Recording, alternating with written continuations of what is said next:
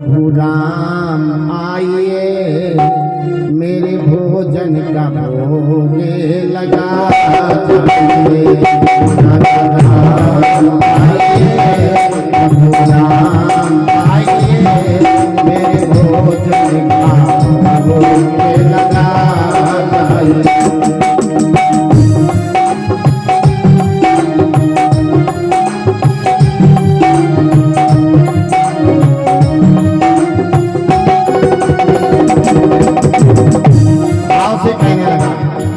राजा राम आइए, प्रभु राम आइए मेरे भोजन का भोग लगा जाइए। राजा राम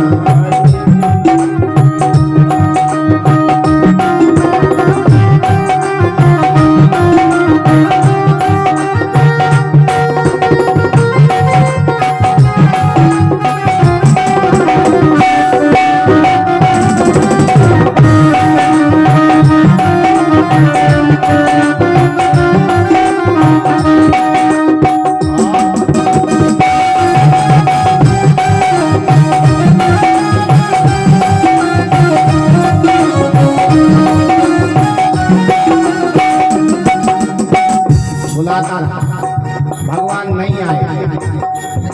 अब भगवान नहीं आए तो उसे भूख लगी, खींच गया मन में, और मन में खींच करके बोले महाराज यहाँ नहीं अरगा आचमन, यहाँ नहीं मेहमान। अगर आप सोचते हो कि हमें मंत्रा दे, हम मंत्र पढ़े फिर आचमनी करें, जल घुमाए, तो हमें नहीं आता ये कुछ नहीं। और सूखी रोटी खाओ प्रेम से, रोटी खाओ प्रेम से, पियो नदी का पानी। राजा राजा राजा राम आइए, प्रभु राम आइए मेरे भोजन का भोग लगा जाइए।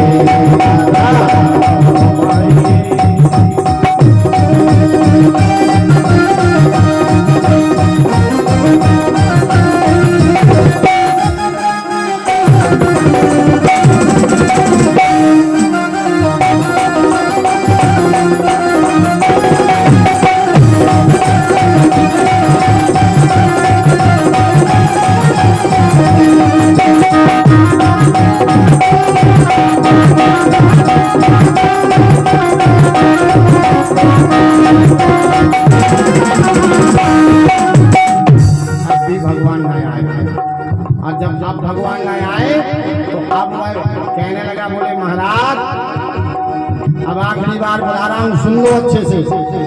भूल करोगे यदि तज दोगे भोजन रूपे सूखे, भूल करोगे यदि तज दोगे भोजन रूपे सूखे। बोले आप जा चक्कर में हो, बोले यदि आप इस चक्कर में हो कि मंदिर में वहाँ भोजन की व्यवस्था है, तो सुनो महाराज, भूल करोगे यदि तज दोगे भोजन रूपे सूखे, भूल करोगे यदि तज दोगे भोजन रूपे सूखे। एकादशी आज मंदिर में, बोले हो कैसे तो प्राण बचा के हम ही आए, आज नहीं आओते व्यवस्था महाराज, यहीं आओ। एकादशी आज मंदिर में पड़े रहोगे भूखे। राजा राजा राम आइए, प्रभु राम आइए मेरे भोजन का भोग लगा जाइए।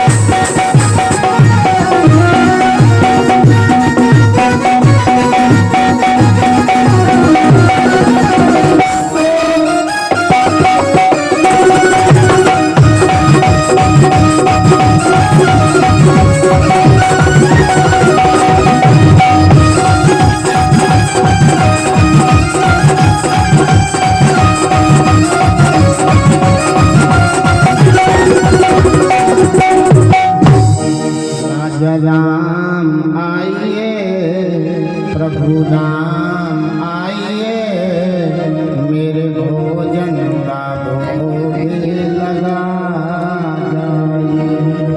जैसे उसने भाव के साथ ये कहा, भूल करोगे यदि लज दोगे भोजन रूखे सूखे, एकादशी आज मंदिर में पड़े रहोगे भूखे। जैसे भाव से ये कहा तो भगवान तुरंत वहीं प्रकट हो गए, लेकिन अकेले नहीं। सीता समारोह प्रतिभागम, माँ जानकी जी के साथ में भगवान प्रकट हुए। अब वो फटी फटी आंखों से देखने लगा। गुरु जी कहते एक भगवान आएंगे, ये दो भगवान आ गए। अब गुरु जी ने इतना भोजन दिया नहीं कि अब दो इन्हें भी हो जाए फिर हमें भी कुछ बच जाए, लेकिन देखने में बड़े प्यारे थे, बड़ी सुंदर छवि थी। नीलांबुज श्यामल कोमलांगम, सीता समारोह विद्वाम, पाणौ महासायक चारु चापम, नमामि रामं रघुवंशनाथम्।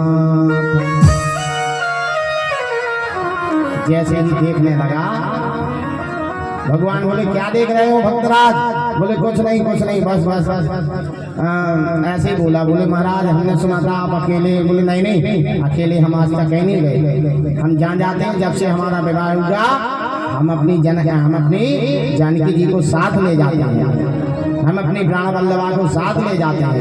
ठीक है बैठ जाओ। जानकी जी बोली ऐसे बैठा रहा, आपत्ति सी हो रही। नहीं ऐसी बैठ जाओ, बैठा लीजिए। अब भोजन परोसते जाओ, सोचता जाए इनसे तब कुछ बचे तब हमें मिले।